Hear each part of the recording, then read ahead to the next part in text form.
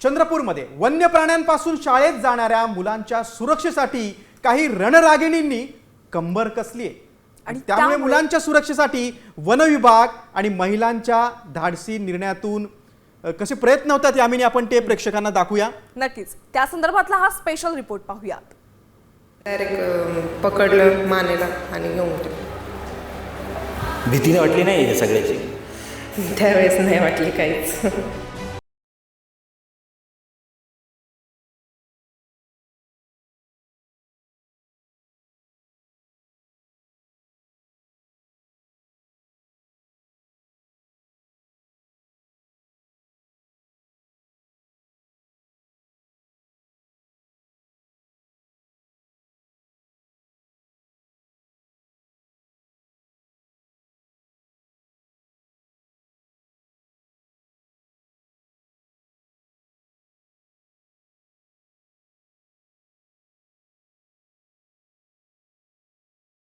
रात्री आम्हाला म्हणजे आमच्या गावाभोवताल वाघाची दहशत होती, तर आम्हाला पण लाईट पण नव्हतं आमच्या गावामध्ये नाही का, तर पायाजवळचं आम्हाला काही दिसायचं पण नाही आणि त्याच्यामुळे वन्यजीव हे आमच्या गावाजवळ यायचे होते आणि त्याच्यामुळे आम्हाला भीती वाटायची। अशातच शाळेतून परतताना अंधार पडत असल्यामुळे मुलांच्या सुरक्षेचा प्रश्न निर्माण झाला होता। त्यामुळेच गावातल्या काही महिलांनी मुलांसोबत मुख्य रस्त्यापर्यंत जाण्याचा आणि अंधारात मुलांना पुन्हा गावात घेऊन येण्याची जबाबदारी स्वीकारली।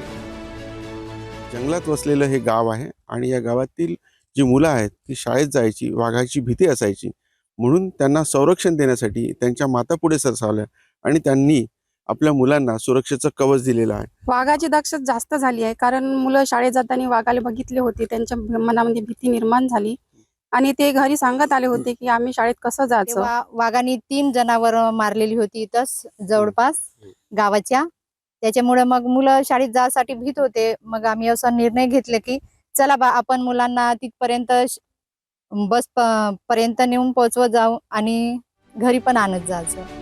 2 महिन्यांपूर्वी सुरू झालेल्या या महिलांच्या धाडसी उपक्रमाला वन विभागानं मातृशक्ती असं नाव दिले। महिलांना प्रोत्साहनपर आर्थिक मदतीसह स्वसंरक्षणासाठी मदतीचं साहित्यही दिलंय। सीतारामपेठ गावातील 4 महिला स्वयंस्फूर्तपणे समोर येऊन त्यांनी गावातील मुलांच्या सुरक्षेची जबाबदारी घेतली।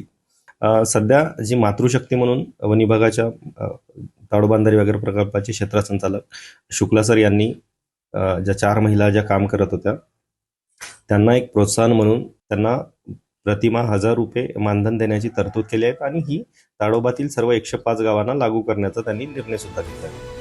राज्यात बिबट्याच्या हल्ल्यात लहान मुलांच्या मृत्यूच्या घटना वाढत असताना सीतारामपेठमधील महिलांनी स्वतःच्या जीवाची पर्वा न करता मुलांच्या रक्षणासाठी उचललेलं पाऊल नक्कीच कौतुकास्पद असं आहे। मात्र राज्यात ठिकठिकाणी निर्माण झालेल्या वन्य प्राण्यांच्या हल्ल्याचं भय नेमकं कधी संपणार, हा खरा प्रश्न आहे। संजय तुमराम, साम टीव्ही, चंद्रपूर।